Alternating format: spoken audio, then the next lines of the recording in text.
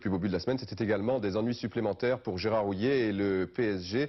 Cette semaine, 3 jours au vert, c'est une grande première. On a brouillé les pistes, tous les journalistes se sont fait piéger, sauf un, paraît-il. Et ce monsieur, c'est évidemment le tenace Christian Vella.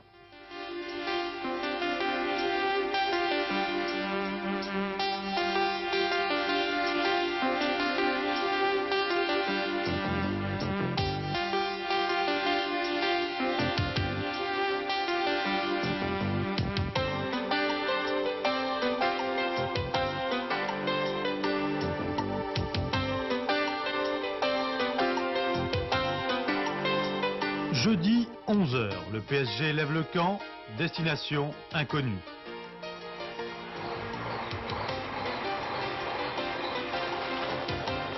Le Paris Saint-Germain a mal dans sa peau d'équipe championne. Il veut changer d'air, changer de mœurs, changer de vie. Et à Saint-Germain, il ne reste plus que l'image un peu floue de quelques mannequins qui se souviennent peut-être qu'un jour, ils furent rois. Ce matin, le camp des loges est désert. Tout à l'heure, les joueurs du PSG sont partis vers une destination tenue secrète, histoire de rompre avec des habitudes qu'ils ne leur réussissent plus. Pour eux, il est temps de réagir et c'est la solution que l'on a trouvée pour chercher un remède au mal du Paris Saint-Germain. Une façon communaute d'agir sans vouloir tout révolutionner. Mais il n'en reste pas moins qu'une fois de plus, c'est l'entraîneur qui est la cible de toutes les critiques et qui est le plus exposé au bouleversement. Autour de l'équipe parisienne, c'est le mur du silence. Le président Borelli se terre. Il ne sourit plus que sur des affiches qui ont pris un sacré coup de vieux.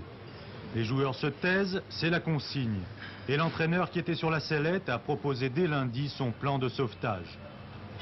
J'ai proposé au président Borelli et au comité de gestion qu'il y ait un rapprochement, une meilleure collaboration technique, en particulier avec Eric Monbaert, que j'ai fait venir et qui travaille au centre de formation.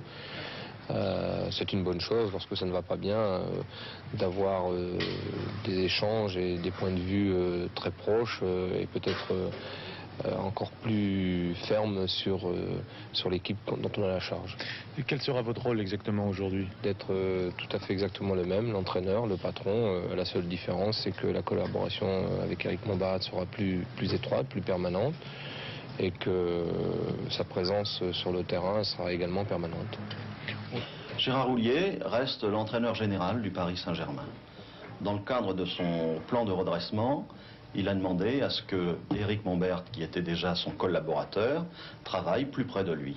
Voilà. Mais le patron, c'est Gérard Houllier.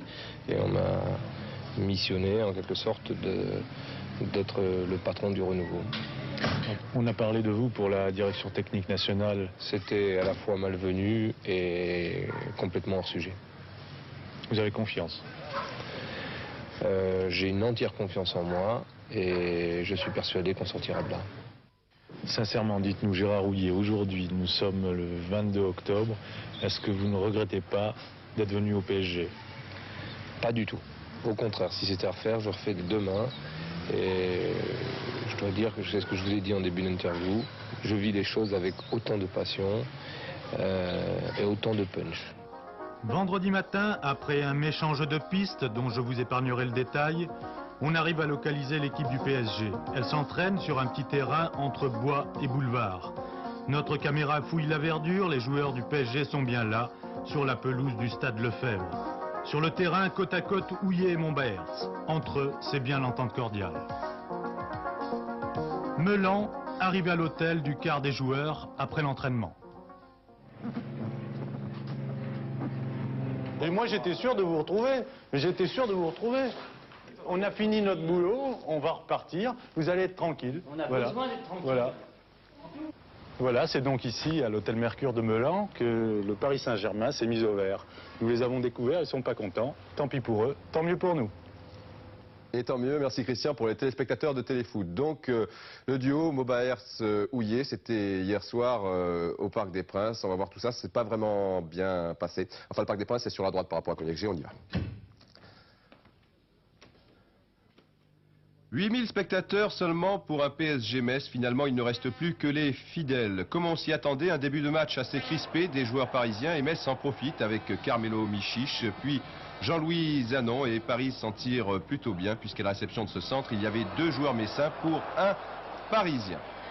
Un début de match assez équilibré, mais à la 19e minute, catastrophe. Coup franc de Zanon, tête et but du jeune Philippe Guélo, un espoir du club messin, un de plus, me direz-vous. Évidemment, quand le moral est déjà aussi bas, côté PSG, c'est le genre de but qui fait très mal. Mais enfin, on se serre les coudes, on accélère. Il y a quelques occasions, comme ici, Suzic devant Michel Hétor. Et à la suite du corner qui va suivre, encore une superbe occasion pour le PSG.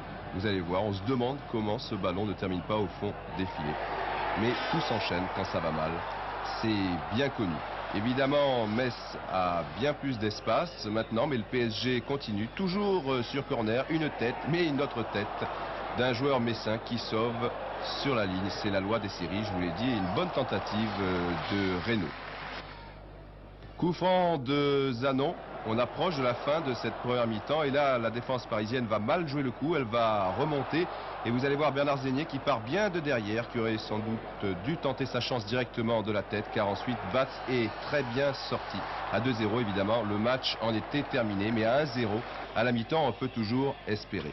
Le problème c'est que 5 minutes plus tard, profitant toujours des espaces, eh bien Oubo Kiri dit Ricky déborde Zajakovski et regardez, Batz détourne bien, mais toujours problème de la réussite dans les pieds de Bernard Zégnier. Il y a des soirs comme cela. On retrouve Gérard Houllier au micro de Christian Bella. Ce soir, quel est l'avenir de Gérard Houllier? Poser une question à quelqu'un qui n'en décide pas. Moi, je suis un exécutant. Je crois que c'est une question à poser aux dirigeants. De toute façon, nous faisons bloc pour une situation qui est désespérée. L'objectif, c'est peut-être de penser à autre chose, mais si cela est évoqué ou si la décision a été prise, eh bien, vous savez, comme je vous dis, je me plierai un petit peu à leur désir. Oui, mais les dirigeants parisiens n'ont pas voulu s'exprimer à ce sujet, à l'image de Francis Borrelli, qui a le masque et qui est sans doute un président très malheureux ce soir. On sait à quel point il aime son PSG. On va passer maintenant à notre page publicitaire qu'on accueille toujours avec plaisir au milieu de Téléfoot.